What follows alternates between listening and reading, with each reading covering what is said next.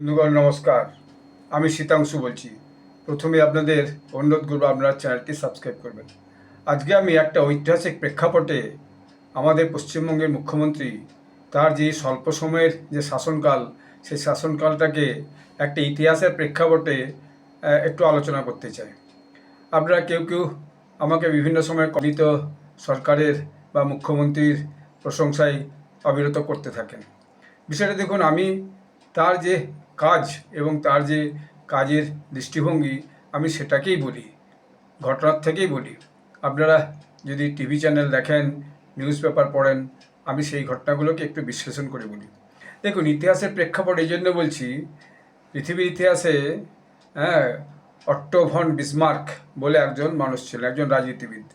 তিনি ছিলেন জার্মানির চ্যান্সেলর। যারা ইতিহাস নিয়ে পড়েছেন তারা তার নাম অবশ্যই শুনে থাকবেন। তিনি প্রথম বিশ্বযুদ্ধের আগে তার যে সময়কালটা ছিল চ্যান্সেলর হিসাবে, সেটা ছিল 1871 থেকে 1890 সাল, অর্থাৎ যে ঊনবিংশ 19th সেঞ্চুরির সময়। তো এই যে 19th সেঞ্চুরির সময় তার যে সময়কাল ছিল, সেই সময়কালে তিনি যেভাবে জার্মানির রাজনীতিরা পরিচালনা করেছিলেন, খুব জটিল একটা পরিস্থিতির মধ্যে ইউরোপিয়ান দেশগুলোর মধ্যে, সেটাকে মনে রেখেই তাকে তার যে কাজের প্রশংসা, সেটাকে মনে রেখেই তাকে যে তাকে কাইজার্স উইলহেম তাকে একটা তার সম্বন্ধে একটা বক্তব্য বলেছিলেন যে Bismarck was a juggler who could play with 5 balls living at least 2 in the year।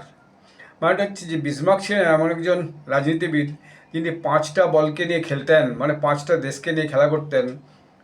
তার মধ্যে দুটোকে তিনি সবসময় আকাশে রাখতেন। তিনি কোনো সার্কাসের জাদুকর ছিলেন না, কিন্তু তার প্রশাসনিক যে দক্ষতা, সেই প্রশাসনিক দক্ষতা এইভাবেই চলতো। তো যদি বলেন এই বক্তব্যের সমর্থন কি সমর্থন হচ্ছে, দেখুন তাকে এই যে 1890 সালে তাকে কিন্তু সম্রাট চ্যান্সেলর পদ থেকে হটিয়ে দেয়, দিয়ে নতুন লোক নিয়ে আসে। যার ফলে দেখা গেল সেই নতুন লোক এসে কিন্তু জার্মানির সবচেয়ে বড় ক্ষতি করেছিল। এখন এই যে 5টা বল নিয়ে তিনি খেলতেন, সেটা হচ্ছে জার্মানি অর্থাৎ তার নিজের দেশ, দ্বিতীয়ত হচ্ছে অস্ট্রিয়া হাঙ্গেরি, তৃতীয়ত রাশিয়া, তারপর হচ্ছে যে গ্রেট ব্রিটেন। তো ফলে এই যে এতগুলি দেশ, তো এই দেশগুলিকে নিয়ে তিনি মূলত, এবং ফ্রান্সও ছিল তার মধ্যে, তবে 5টি হলো Germany, France, Austria Hungary, Russia এবং গ্রেট ব্রিটেন। তো এই 5টা দেশকেই তিনি 5 প্রধান শক্তিকে তিনি এমনভাবে ম্যানেজ করতেন, যে কোনো 3জনের সঙ্গে তিনি বিভিন্ন রকমের চুক্তি করতেন, গোপন চুক্তি, এবং বিভিন্নভাবে দুজনকে আলাদা করে রাখতেন। ফলে দেখা যেত যে ক্ষমতার যে ভারসাম্য 5টা দেশের মধ্যে, তারা 3জন সেখানে শক্তিশালী হইতো, অর্থাৎ বিরোধীরা সবসময় দুর্বল থাকতো, জার্মানির পক্ষে 2টো দেশ থাকতো, এবং ফলে সেটা দিয়ে তিনি একটা ভারসাম্য কিন্তু তৈরি করতে পেরেছিলেন। এটা তার সবচেয়ে বড় একটা মানে কৌশল ছিল। তাই বলা হতো যে 5টা যে বল, এই 5টাতে দেশ, এই 5টা দেশকে তিনি 2টোকে সরিয়ে রাখতেন, বাকি 3টেকে তার পক্ষে রাখতেন, যাতে তার পক্ষে জার্মানির যে রাজনৈতিক ভারসাম্য, সেটা তার পক্ষে থাকে, এবং তিনি যাতে তার পক্ষে যাবতীয় সিদ্ধান্ত নেওয়া। পরবর্তীকালে প্রথম বিশ্বযুদ্ধে যে 2টো গ্রুপ হয়েছিল, সেই 2টো গ্রুপে যাদের সঙ্গে যুদ্ধ হয়েছিল, সেই যুদ্ধটা হয়েছিল, প্রথম গ্রুপ ছিল জার্মানি, অস্ট্রিয়া হাঙ্গেরি, তুর্কি এবং বুলগেরিয়া, মানে অটোমান এম্পায়ার অর্থাৎ তুর্কি এবং বুলগেরিয়া। আর অন্যদিকে ছিল ইউনাইটেড কিংডম অর্থাৎ ইংল্যান্ড, ফ্রান্স, রাশিয়া, পরবর্তীকালে ইউএস, ইতালি, জাপান তার সঙ্গে যোগ দিয়েছিল।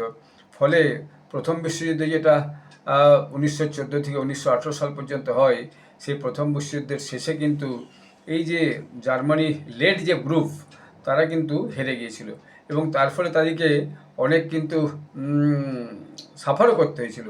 যেমন যে জার্মান সাম্রাজ্য ব্যাপকভাবে সাময়িকভাবে বিপর্যস্ত হয়, তাদের আভ্যন্তরীণ বিপ্লবের মুখে পড়ে। 1918 সালের নভেম্বরে যুদ্ধবিরতি চুক্তিতে স্বাক্ষর করতে বাধ্য করে হাঙ্গেরি, এবং 1918 সালের সেপ্টেম্বরে যুদ্ধবিরতি চুক্তিতে স্বাক্ষর করে। অর্থাৎ শেষ পর্যন্ত দেখা গেল বুলগেরিয়াও কিন্তু এই যুদ্ধবিরতি স্বাক্ষর করতে বাধ্য করে।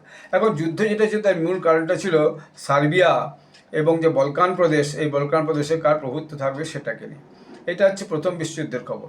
এখন এইটা একটা ভিন্ন পার্ট, এটা কিনে আলোচনা করলে অনেক বেশি সময় চলে যাবে।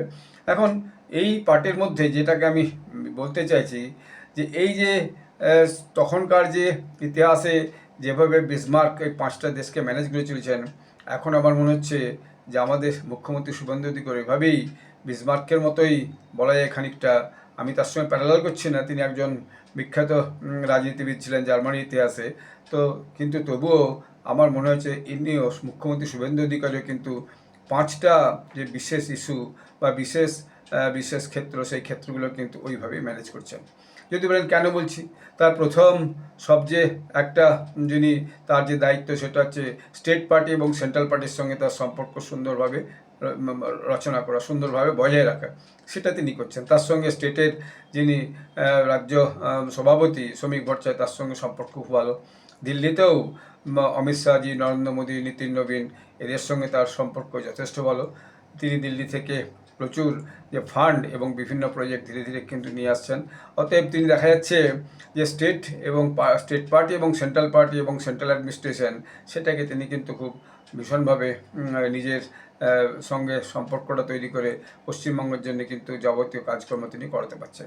দ্বিতীয় হচ্ছে অপোজিশনের সঙ্গেও তার সম্পর্ক ভালো। অপোজিশন 3 ভাগে মূলত ভাগ হয়েছে। পশ্চিমবঙ্গে টিএমসি, ধরুন একটা ভাগ তো যে অরিজিনাল টিএমসি বলছে ঋতব্রত ব্যানার্জির নেতৃত্বে, সেই টিএমসি আছে। দ্বিতীয়ত হচ্ছে আপনার যে এনসিপিআই, যারা 20 জন সাংসদ ভেঙে যে এনসিপিআই হয়েছে, তারা আলাদা করে আছে। আর তৃতীয়ত হচ্ছে কালীঘাট টিএমসি তো আছেই। তো ফলে এই 3 জনের সঙ্গেই তিনি কিন্তু সম্পর্কটা ঠিক রেখেছেন এবং মিটিং মিছিল করা থেকে শুরু করে তাদের সঙ্গে সম্পর্কটা রেখে কীভাবে রাজ্যের স্বার্থ এবং বিজেপির স্বার্থ রক্ষা করা যায় সেটা তিনি কিন্তু ম্যানেজ করছেন। এটা একটা বিশেষ বিষয়। দ্বিতীয় বিষয় হচ্ছে ভোটার্স অ্যান্ড সাপোর্টার্স। তার যে ভোটার্স আছে, অর্থাৎ বিজেপির যে সমর্থকরা আছে এবং যারা বিজেপিকে ভোট দিয়েছে, তাদের যাবতীয় সুযোগ সুবিধা এবং তাদের কথা মনে রাখা এবং তাদের সঙ্গে নিয়মিত জনসম্পর্ক করা, এটা কিন্তু তিনি নিয়মিত করে চলেছেন, যাতে করে জনসম্পর্কের বেসটা, জনসমর্থনের বেসটা সঠিকভাবে আগামী দিনে বজায় থাকে। এই ব্যাপারে তার আপনি দেখুন বিভিন্ন জায়গায় যেখানে গেলেই তিনি মিটিং করছেন, বিভিন্ন গ্রুপের সঙ্গে দেখা করছেন, তাদের ছাত্র থেকে শুরু করে, মহিলা থেকে শুরু করে, অভিভাবক থেকে শুরু করে সেটা তিনি করছেন। এটা কিন্তু তার একটা মস্ত বড় যে সমর্থকদের এবং ভোটারদের তার পক্ষে রাখা এবং তার কাজের সুবিধাগুলো তাদের কাছে পৌঁছে দেওয়া, এই কাজটা কিন্তু তাদের প্রয়োজনগুলো পৌঁছে দেওয়া, তাদের প্রয়োজনগুলো, সমস্যাগুলো সমাধান করা, এই কাজটা তিনি করছেন। এরপর যেটা ট্রান্সপারেন্ট অ্যাডমিনিস্ট্রেশন, এই যে ট্রান্সপারেন্ট অ্যাডমিনিস্ট্রেশন, এটা কিন্তু কম ব্যাপার নয়। তিনি সবসময় রুল অফ লয়ের কথা বলছেন, আইনের শাসন প্রতিষ্ঠিত হবে, সেটাই তো জরুরি। সর্বত্রই তো সব মানুষই তো তাই চায় যে আইনের ভিত্তিতে একটা রাজ্য চলুক, আইনের ভিত্তিতে দেশ চলুক, সবাই আইন মেনে চলুক। আইনের মাধ্যমে আপনি প্রতিবাদ করুন, জনমত গঠন করুন, স্ট্রিট কর্নার করুন, কিন্তু কেউ আইন ভাঙবেন না, এটা তিনি বারবার বলছেন। আইন ভাঙতে গেলেই একটা জায়গাতে অরাজক পরিস্থিতি সৃষ্টি হবে, সাধারণ নাগরিকদের অনেক অসুবিধা হবে, এটা তিনি বারবার বলছেন। দ্বিতীয়ত হচ্ছে টু এনশিওর ডেভেলপমেন্ট, উন্নয়নটাকে কীভাবে সুনিশ্চিত করা যায়, তার লক্ষ্যই হচ্ছে যে ফোকাস অন জব, যাতে আগামী দিনে জব ক্রিয়েশন হয়। সোশ্যাল সাপোর্ট, সমস্ত রকমের সোশ্যাল সাপোর্টগুলোকে পৌঁছে দেওয়া মানুষের কাছে, এই ধরুন অন্নপূর্ণা ভাণ্ডারী বলুন। দ্বিতীয়ত হচ্ছে আপনার ওই আবার নতুন আয়ুষ্মান কার্ডের সুযোগ বলুন, বিকল্প একটা চিকিৎসার ব্যবস্থা 5 লাখ টাকা বলুন। যে কোনো পরিবার যখন খুব অসহায় অবস্থা হচ্ছে, সেই পরিবারকে এককালীন ওয়ান টাইম গ্র্যান্ট দিয়ে, ওয়ান টাইম ডোনেশন দিয়ে তাকে সাহায্য করা থেকে বলুন, এই কাজটা কিন্তু করছেন। এর বাইরে infrastructure development, industry development and revenue generation.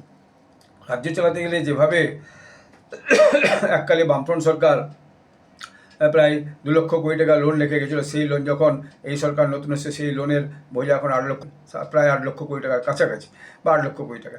তো ফলে সেই যে এরকম একটা ঋণ মাথায় নিয়ে যে রাজ্য সরকার ক্ষমতা আছে, সে রাজ্যে যে আগামী দিনে প্রচুর ইন্ডাস্ট্রি দরকার, সেই কাজটা শুরু হয়েছে। আপনারা দেখেছেন লাক্সকোজির যে কারখানা, নতুন ইউনিটের ভিত্তিপ্রস্তর স্থাপন হয়েছে, আমুলের নতুন ইউনিটের ভিত্তিপ্রস্তর স্থাপন হয়েছে, জুট মিল, বন্ধ জুট মিলগুলো এক এক করে খুলছে, আরও নতুন নতুন ইনভেস্টমেন্টের জন্য বহু ব্যবসাদাররা এখানে এসে পৌঁছাচ্ছেন, ইন্ডাস্ট্রিয়ালসরা পৌঁছাচ্ছেন, এবং ব্যবসাকে বৃদ্ধি করার জন্য, ইন্ডাস্ট্রি ডেভেলপমেন্টের জন্য জমি অধিগ্রহণ থেকে শুরু করে, জমির জন্য নির্দিষ্ট নীতি তৈরি করে শুরু করে, জল, বিদ্যুৎ, অন্যান্য সুযোগ সুবিধা যাতে ওয়ান উইন্ডো পায়, তার জন্য তিনি কিন্তু কিন্তু ব্যাপকভাবে চেষ্টা করছেন। অর্থাৎ ইন্ডাস্ট্রি তৈরি হলে এমপ্লয়মেন্ট বাড়বে, ইন্ডাস্ট্রি তৈরি হলে সরকারের রেভিনিউ বাড়বে, ইন্ডাস্ট্রি তৈরি হলে যে পশ্চিমবঙ্গে যেভাবে ইন্ডাস্ট্রির আকাল হয়েছে সেটা আস্তে আস্তে করে ঘুচিয়ে যাবে এবং ইন্ডাস্ট্রি তৈরি হলেই একটা রাজ্যের বা একটা দেশের বিকাশ তৈরি হয়। শুধুমাত্র কৃষি নির্ভর যে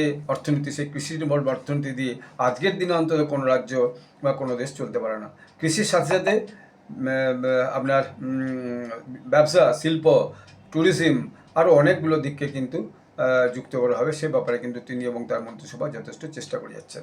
তো এটা একটা মস্ত বড় কিন্তু গুরুত্বপূর্ণ দিক যে তিনি বিভিন্ন 4-5টা যে ক্ষেত্র, একটা হচ্ছে রাজনীতিতে তার পকড়টা ধরে রাখা, এবং তারপরে হচ্ছে যে বিরোধীদের সঙ্গে সম্পর্ক ঠিক করা, বিরোধীকে সরকারের পক্ষে নিয়ে এসে কাজ করা এবং করানো, সরকারকে সমর্থন করা, এগুলো তিনি করছেন। এর বাইরে সব যে লাস্ট অন দ্য লিস্ট তিনি হচ্ছেন তার যে ফেথ, তার যে বিশ্বাস, তার যে ধর্ম, সেভাবে বলবো না, তিনি ডিস্টারবেন্স কোনো রকম বিশৃঙ্খলা সৃষ্টি না করে যে যা ধর্ম পালন করুন।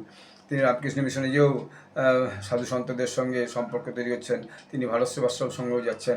তার বিশ্বাস অনুযায়ী তিনি বিভিন্ন মঠ মন্দিরে যাচ্ছেন এবং যে সেখানে যারা এই বিভিন্ন ধর্মীয় কার্যকলাপ করেন তাদের সঙ্গে যোগাযোগ অবিরত রেখে চলেছেন। এটা কিন্তু তার একটা মস্ত বড় পদক্ষেপ। আজকে আপনি রথযাত্রার দিনের কথাই ভাবুন, সেদিনেও তিনি কীভাবে রথযাত্রা পালন করেছেন। অর্থাৎ তার যে ধর্মীয় বিশ্বাস, সেই ধর্মীয় বিশ্বাসে তিনি কিন্তু অটট, সে ব্যাপারে তার কিন্তু কোনো কৃপণতা নেই। আবার প্রেজেন্ট সিএম, তো এইটা আজকে দেখুন তুলনা করতে হবে। আমি কাউকে মন্দ বলছি না, আমি নিজে ছি না, কিন্তু এই অল্প সময়ের মধ্যে এখনকার মুখ্যমন্ত্রী শুভেন্দু অধিকারী যেভাবে তার যে সমস্ত কার্যক্রমগুলো, সেটা কিন্তু আমাকে অন্তত ইমপ্রেস করেছে। তাতে আপনারা যাই ভাবুন বা যাই বলুন বা যাই কমেন্ট করুন না কেন, তো যাই হোক, আগামী দিনে আশা করব তিনি পশ্চিমবঙ্গের উন্নয়নের জন্য আরও অনেক বেশি এরকম পদক্ষেপ নেবেন এবং সবাইকে সাথে নিয়ে পশ্চিমবঙ্গের উন্নয়ন, পশ্চিমবঙ্গের বিকাশটাকে ত্বরান্বিত করবেন। পশ্চিমবঙ্গের যুবকদের অনেক চাকরির সুযোগ হবে, সরকারি বেসরকারি কলকারখানায় চাকরির সুযোগ হবে এবং পশ্চিমবঙ্গ আগামী দিনে একটা নতুন দিশা পাবে। ডবল ইঞ্জিন সরকার, কেন্দ্রের সরকার আছে, যে সমস্ত টাকা ফান্ড আটকেই চলে, সেই সমস্ত টাকা ফান্ড আস্তে আস্তে তার পুরাতন যে ইউটিলাইজেশন না পাঠানোর জন্য, আটকানোর জন্য সেই সমস্ত যে দপ্তরের বিভিন্ন ফান্ডে ইউটিলাইজেশন করা হচ্ছে, ইউটিলাইজেশন তৈরি করে পাঠানো হচ্ছে, তো সেই ডিপার্টমেন্টে পুরনো ফান্ড টান্ড সব আসছে। আমি দেখছিলাম যে একটা স্কুলে আনটাইড ফান্ডের জন্য আগে কখনো টাকা চাওয়া হতো না, টাকা নেওয়া হতো না। একটা আনটাইড ফান্ড তিনি দিল্লি থেকে যোগাযোগ করে, যে মুখ্য সচিব বলেছেন দিল্লিতে বারবার বলেছেন, ওই ফান্ডটা ছিল স্কুলে একটা টাকা দেওয়া, একটা ডাস্টার কিনতে, একটু ইলেকট্রিকের একটা বাল্ব পাল্টাতে অনেক সময় টাকা থাকতো না, সেই টাকা কিন্তু প্রায় 300 কোটি টাকার মতো অনেক স্কুলকে কিন্তু সেই টাকাটা তাদের কাছে পৌঁছে দিয়েছেন। স্কুলে আরও অন্যান্য যে সুযোগ সুবিধা, বিদ্যুৎ, জল, ইউটেন্সিলস, তার সমস্ত ব্যবস্থা হবে। কলকাতায় খুব ভালোভাবে এই যে ইসকন পরিচালিত যে মিড ডে মিল, সেই মিড ডে মিল চালু হয়েছে। আমি দেখছিলাম প্রচুর ভিডিও, সেখানে দেখছি যে বাচ্চারা ভীষণ খুশি, শিক্ষকরা ভীষণ খুশি, অত্যন্ত পরিষ্কার পরিচ্ছন্ন মিড ডে মিল দেওয়া হচ্ছে। যারা ডিম নিয়ে, পুষ্টি নিয়ে, প্রোটিন নিয়ে প্রশ্ন তুলেছিল, তিনি এটাও বলে দিয়েছেন যে তিনি কোনো বায়াসনেস নাই, মানুষের যে কনসার্নসটা আছে সেই কনসার্নসটাকে অ্যাড্রেস করেই তিনি সমস্ত সিদ্ধান্তগুলো নেওয়ার ব্যাপারে চেষ্টা করছেন।